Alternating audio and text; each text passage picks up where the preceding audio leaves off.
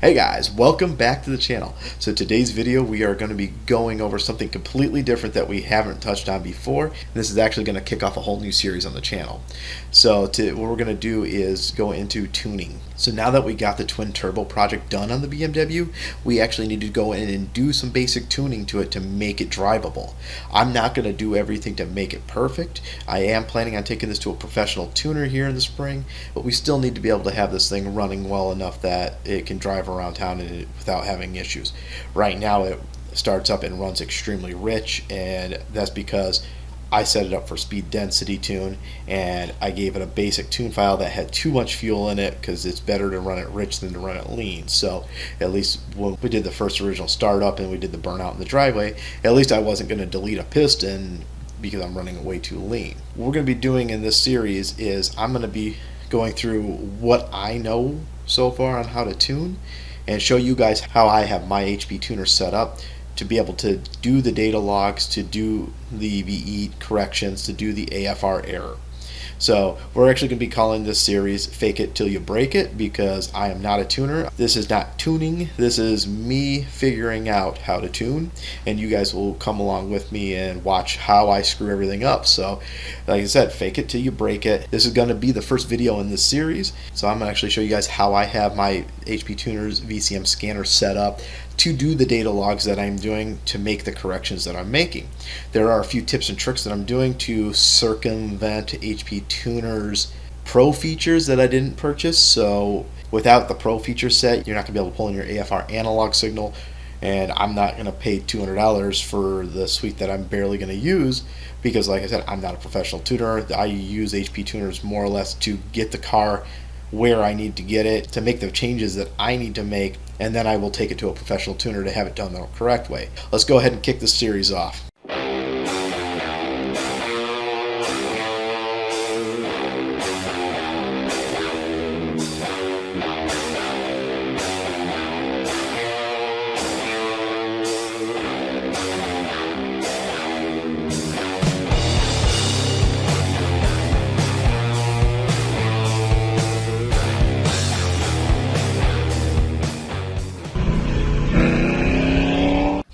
Alright guys, so the first video that we're going to kick off into this series is going to be about setting up your scan tools to be able to properly log AFR error. So to do that, we actually need to play around with some settings here and get this set up properly.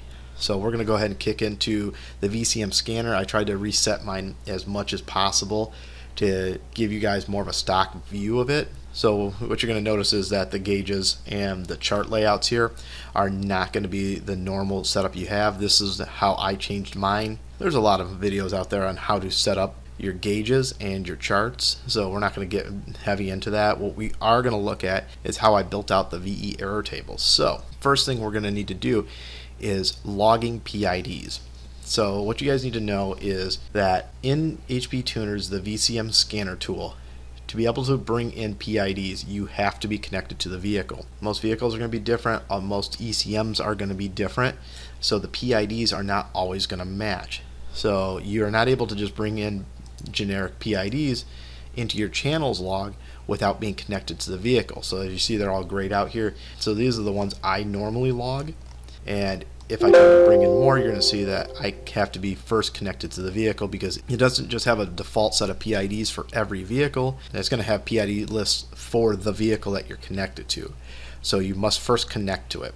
Now that being said, if you have a default set of PIDs that you set here and you connect it to another ECM, it just will not log the ones that are not valid for that vehicle. So another thing you need to keep in mind is we can go in and build new histograms and build more data sets that have more information in there because these are all built off maths from PIDs that have been logged. What you cannot do is you cannot go back in time and add PIDs to data logs that you already have. If I make a data log today and I decide in the future that I need to log something else, like say I'm not logging my manifold absolute pressure, which would be weird not to do, but just for the sake of argument, say I'm not logging. On a future date, I can't go back and add that PID and reopen an old log that didn't have it originally it will only log the PIDs you have currently in your channel list when you're doing the data log. So think ahead, add the ones that you think you may need in the future because you can't go back and add them again. Alright, so we're going to go ahead and jump into building out the logging for the AFR. So there are a few ways to do this, and in my case, I have the HP Tuners MPVI2, but I do not have the Pro set. And the problem with that is without the Pro set, you can't log wideband O2 sensors. You need to purchase the license for the Pro set, which is a couple $100, and this comes with a cable so that you can actually wire your analog signal from your wideband into the side of your HP Tuners dongle and then be able to pull in data sets from there. Because it's part of the Pro series, you can actually pull in channels. You'll actually be able to pull in a pre-built channel that logs specific widebands. So say for instance you have an AEM wideband, you go in and you tell it to add the channel for the AEM wideband, and it's going to look for the analog signal coming in through the dongle. Problem is I don't have the Pro series, so we're actually going to trick the ECM into pulling in the data from the wideband through its existing channels. So what we're going to do is we're going to actually pull in the wideband's 5-volt reference signal through the EGR valve. And the reason we're using this is the EGR valve has been deleted on this vehicle. Now there are other 5-volt reference signals on the ECM that I have, but since I'm not using the EGR valve, I just went ahead with this one. And to do this, we actually have to wire in the analog signal from my wideband and wire this into pin 55 on the blue connector, the 0411 ECM, which is the Gen 3 LS, and that's going to actually give us a 0 to 5 volt positive reference. When we get 0 volts, that goes into the system as 0 volts, and when it gets full voltage, it's going to go in as 5 volts. So it's going to be able to read the sweeping range. It's not a whole lot of range, but we don't need a whole lot. 5 volts is more than enough. So once we actually add that channel in, I already have it brought in on the channels list here and saved to a default one. So once we have the EGR sensor reference signal logged in here, and that's going to be the PID 2811 in this case, and what you're going to be looking for is EGR sensor voltage. Once we have that logged in here, the only other data point we need, and I'm not positive if this is automatically in HP Tuners by default or if you need to add it in, is going to be the AFR commanded, which is 50121 on the 0411 ECM for the Gen 3 LS that I'm using.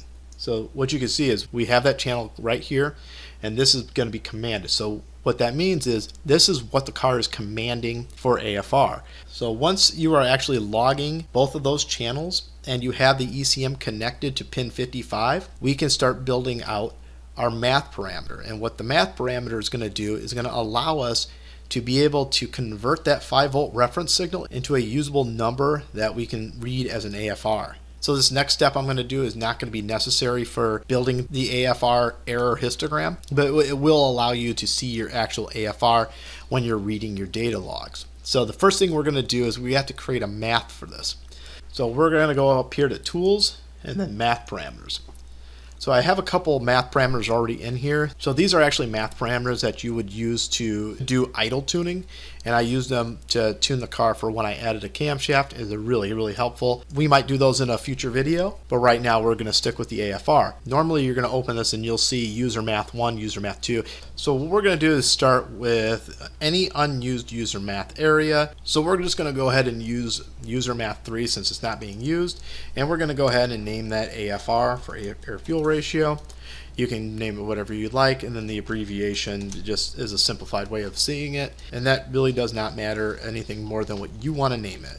So notes, you can name it, you can put whatever you want in here for the notes, and I would even recommend using something as simple as using 5-volt analog reference from wideband O2 and converting to pin 55 of blue connector. And that way at least you remember exactly what this is doing and what you're converting. So you can leave it blank, it's not a big deal. Now for the expressions down here, this is actually going to be the mathematical value that you're going to write to convert that 5-volt reference signal, whether it be 0 volts or whether it be full 5 volts, into an actual AFR value. So if you know the expression, you can write it, or you can actually pull it in through using new variable. So if we click new variable here, we're going to go to the parameter section and insert a new one. We can either drill down into it, or we can actually just type out EGR. We're looking for the EGR sensor voltage. So we're going to look down here, and we're actually going to see it right here listed as EGR sensor voltage. So that's actually going to be reading the voltage from there. We don't want pressure, we don't want ratio. We actually want to read the voltage, which will read the PID from pin 55. So if we double click on that, we'll actually see it's brought in automatically, and then it's going to be in units of voltage because that's what we want to read. You have volts or millivolts. Each sensor, each parameter will have different units. So we'll leave all special functions default and we'll click OK. And now you see that we have an expression up here that's the actual PID for the EGR sensor. And this .10 is actually just denoting that it's in voltage. So you can read in millivolts, volts. Each one, anytime you change this number, it's going to be a different value. So we're going to leave that as .10. That way we're bringing in the EGR sensor in voltage because that's part of the math parameter we want to bring in. And so for this next step, you're going to actually have to know what the high and low limit of your analog value is on your particular wideband. So if we actually go to the website for my wideband, they actually have it in the documentation here. And we're going to go down. So this is the one I'm using, is the D1G1 WBO AFR controller kit. And the reason I did this one is, one, it's extremely cheap. So yeah, I mean, you can call me cheap, I'm cheap. But the reason I did this one is I like the actual interface. You do have to do a little bit of work here and actually solder this together. And it's not very hard, but you do have to do it yourself. It is a DIY kit. But the reason I chose it was it worked with the AFR sensor I already had, and the display, I can actually embed this in my instrument panel, so I don't actually have to have an extra pod for it. So I actually like the idea of being able to keep a stock-ish looking car without having pod gauges everywhere. So if we actually go down here, we can actually see what our high and low limit are. So if we read down here, we can actually see we do have a 0 to 5 volt linear analog output on here. This is the analog output that we're wiring in to the EGR sensor voltage reading. So the reading on this is actually going to be 9 to 19 AFR for default. Now this can be changed, but this is where it comes from default. And this is the important part that we need to know, because this is how we're going to write our math. So what it says here is at 0 volts it is 9 AFR, and at 5 volts it's 19 AFR. So that is our sweeping range. Like I said, it can be modified in the settings of the device, but for the sake of simplicity, we're just going to leave it there. I don't need it to read outside of that. If you're doing E85, you might need it to, so you would have to adjust your math accordingly. But the most important thing is understanding what the math means, and then once you guys know what it is, you can go ahead and change it to meet your needs. So depending on which wideband you guys have, you'll need to know, and it should be available from the manufacturer, what the range is for the voltage on the analog signal. So now that we know that there is 10 points of value that can be read between these two values of 0 to 5 volts, we need to be able to divide our signal into 10 usable areas. So to do that, if we go back here, you're going to see we can take this number here and whatever value it is, so we're going to take that and we want to divide it by 0.5. So once we divide the input signal by 0.5, we will actually take the signal from 0 to 5 volts and we'll actually be effectively doubling that. So we will take whatever the voltage is, and whatever the number that comes out to be, we will be dividing by 0.5.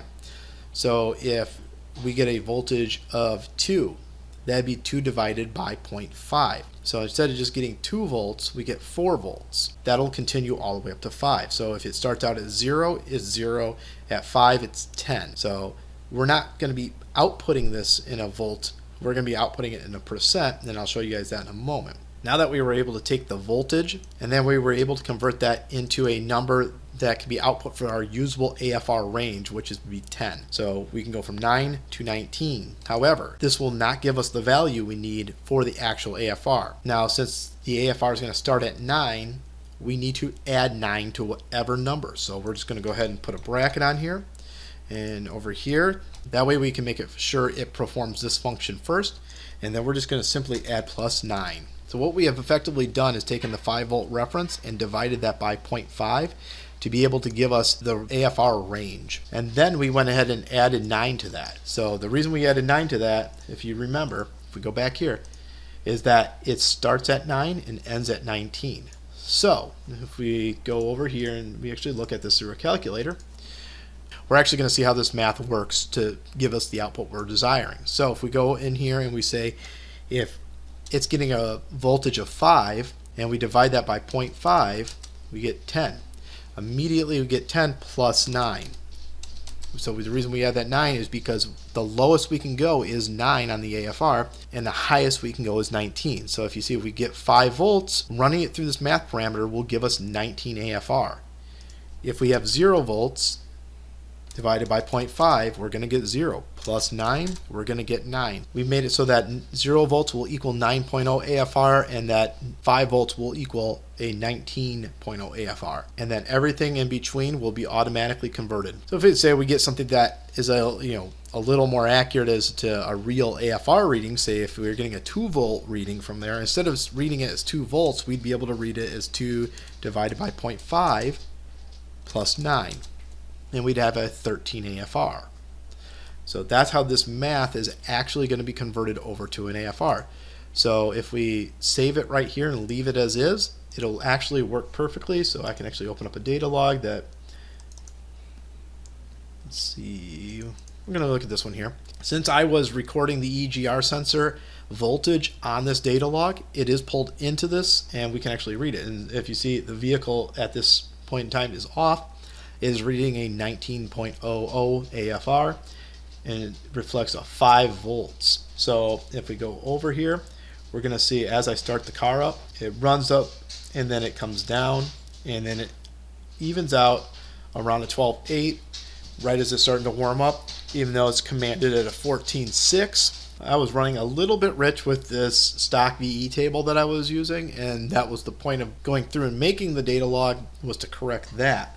And you see, as it warms up and comes to the range, it'll get a lot closer to what it's commanding, but what we are seeing is what it's commanding and what I'm actually getting. You see, we are getting 2.31 volts from the sensor, and then we're getting the math we just created to convert that into a usable AFR range. So this is going to be helpful for reading it. If you want to bring these in to a chart here, that's really easy. Right click on here, go to chart layouts. I created the chart down here for the AFR, and all I did is use the parameter and pulled in the user math that we created, which is under user defined, and then AFR. So as long as you pull that in, you can use that math for that. So now that we're able to actually read our wideband, we also need to be able to log that in a histogram. So next thing we're going to be doing is creating another math parameter to convert that into an error. So to be able to populate the field here, we need to be able to read that as an error first, so we're going to create another math. Like I said, the math we just made doesn't need to be done, but that just makes it so that I can read it here. And that's just so as I'm reading through my data log, I can actually physically see it rather than just see it as a voltage and then guess what it's supposed to be or run the math in my head or pull a calculator out. I can actually pull it into this gauge instead. So the next step, we're going to do the exact same thing we did, but we're going to add a few more values to that because we want to be able to calculate the error between the commanded and the actual and turn that into a percent that we can actually use to actually tune our vehicle. So we're going to do this again, and we're going to go back to the math parameters. We're going to create another math parameter. So we're going to go to user math 4 here. We're going to name this one AFR Error, and then AFR E. Doesn't really matter what it's called. Just like I said, name it what you need to name it and add the notes that make sense to you so that when you have to go back on this, you know what it's there for. So if we actually go into our Lambda and AFR,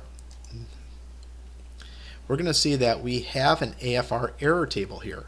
So HP Tuners is nice enough to actually give us the AFR math already built into it.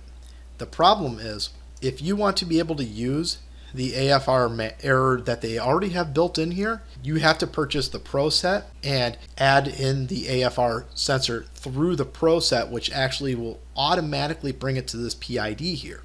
So if you have the Pro set, you don't need to do any of the steps we've done already, and you can actually log your AFR through that PID. We're just doing this a different way because we're not purchasing the Pro set. We're just going to be using it through the EGR voltage, and to do that, we're going to have to modify their math. And this step is extremely easy. So what you can do is just copy this entire math expression here and then we're going to go over to our new AFR table and we're just going to paste it.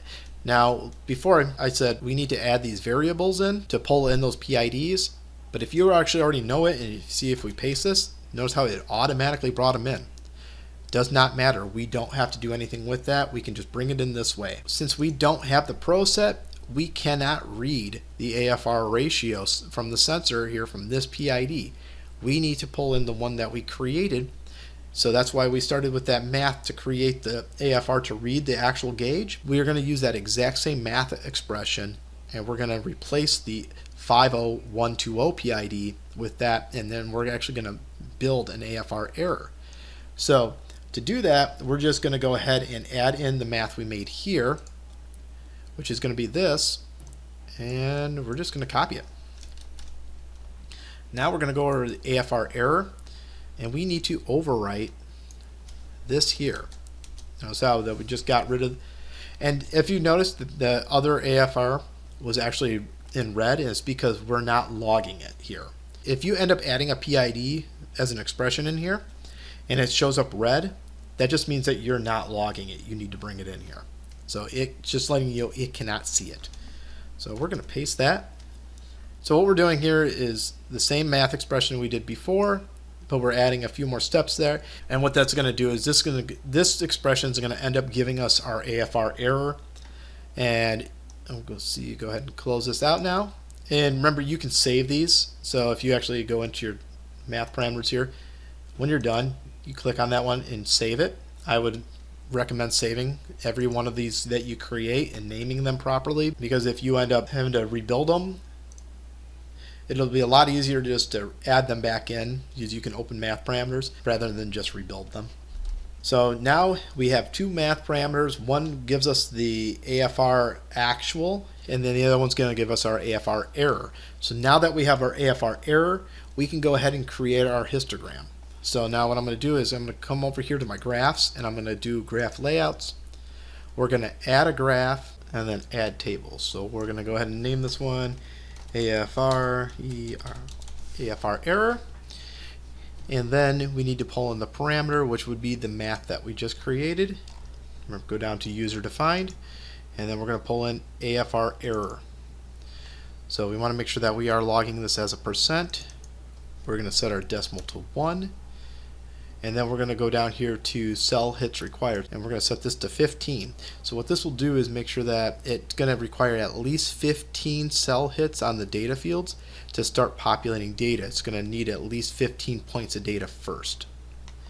We're going to go ahead and set our high value to 25 and our low value to -25. So this, if you guys notice, when you log your short-term fuel trims and your long-term fuel trims, they actually go from 25 to -25. So we're actually doing the same thing here. And then we're going to go ahead and set the shading for high to red, which is bad. That means lean. And then low to green, which is good, means rich. So now we have our AFR error pulled in. We have it set to %. We have it set to decimal to 1. Cell hits to 15. We have our high and our low set, and as well as shading. So the cells will be shaded to match the color. And then we're going to have to go down here, and this is where we're actually going to set our graph. So what we have here now is the math that we're going to be running, and then down here is what we're going to be running that math against. So what we're going to do is go into our parameter for column, and we want to pull in the engine RPM. So you can either drill down and find your engine RPM, or like I said, you can just go up here and type in RPM. And then we're just going to pull in the engine RPM SAE, which is just your standard. It's always going to ask you, do you want to use the generic sensor? Generic sensor almost always works perfect, except for in some cases, and you're going to see that next. But almost always you can click yes, sounds good. And then that's going to pull in the engine speed sensor in the units of RPM. So that's absolutely perfect. Now we need to enter in the values. So you could either go by hand if you know the values that your cells are going to be read in, such like the VE table. You can go in there and you can type in the 400, 800, 1200, 1600, so on and so forth until you get to the high end of there. Or you can actually just copy it directly out of your tune. So for that, if we go over to our tune file here, and since we want this from our VE table, Your VE table is actually going to be here under your airflow general, and then your primary VE table. Most people have a high and a low. I upgraded my OS to a 3-bar speed density OS, so this one actually shows up a little different than normal, and as you can see, it actually reads manifold pressure all the way up to 315 kPa, which is a 3-bar. So I actually have a 3-bar map sensor on here as well. We will never run 3-bar of boost on this rig, but that's what it reads, so that's where I have it set to. So for us to be able to pull these labels out of here without having to just type them manually, we can actually right click up here, and we're going to go over to column access and copy labels. And then now if we go back to the VCM scanner, we can actually go down here to the RPM and we can paste.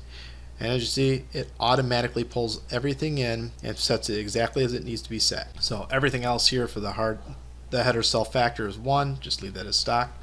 Now the row access is going to be the manifold absolute pressure sensor. However, this one's going to be a little different. So we can type in map to get there real quick.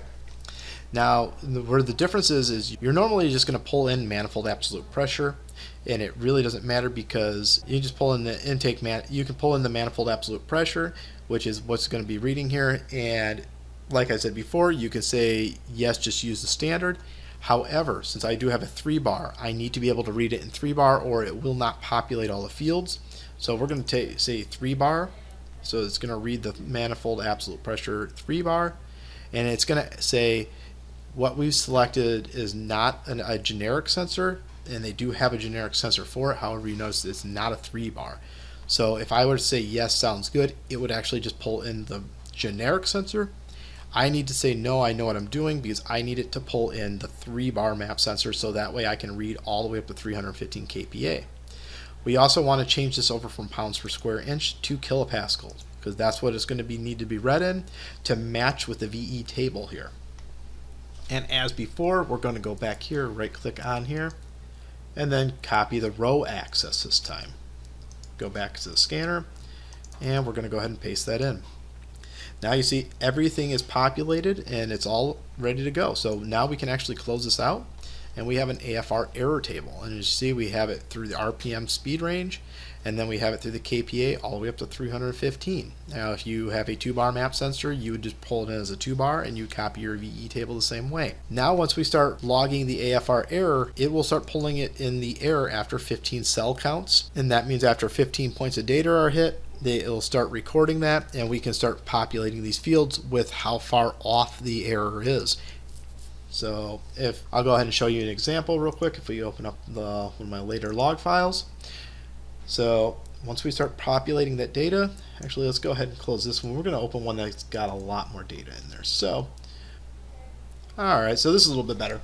So as you can see, this was running extremely rich, and this was a little bit of a burnout I did in the driveway. It was snowing out, so it was a really big burnout. It was just, pushing through the snow. As you see right here, we don't have any data, and that's because as it went through these range, it went so fast that it only had a few cell counts that it was not going to populate it. We don't want to populate cell counts that aren't being used, because we're not actually getting enough counts to get proper amount of data in there to actually get good data. So that's why we're going to just go ahead and put that 15 in there, and then we can see the average cell count. So this is the car just idling in that area, and as you see, it was running extremely rich, almost 23% rich, and it was running really on the high end of rich. I mean, it was burning my eyes. So if we go up here, we can actually look at, this is average values. We can actually look at the total count, and then we'll see how many times it actually hit that cell count. And you see anything under 15 doesn't show up. It only hit it 5 times there, 1 time here, 4 times here. Those don't show up. 16, it will show up. So that's where we start logging that data, and you can see that it was only in that cell long enough to only hit it 1 time, meaning that it was jumping through that range. And then we're not going to get a really good overall picture of what's happening if we don't have more data to actually calculate that against. So that's why our average is what we want to read. So now that we have this data in here, we can actually select the entire table. We can copy everything here, and we can actually go in right into the VE table and paste it by paste special and then multiply by percent. Normally we do half just because we don't want to do the full amounts that we're seeing there. We want to walk our way into there. We don't want to make drastic jumps in how we adjust our VE table. We can use this multiply by percent half to actually start walking in that data field. So that'll be in our next video. We'll start actually doing some data logging, and we'll go ahead and populate these fields, and we'll see how that makes the car run and how the car is going to react to being tuned this way. So hope you guys enjoyed what we went through here today. I hope you guys learned something. If you have any questions, feel free to drop it in the comments below. And as always, do the necessary. Like, comment, and subscribe. Thanks for watching.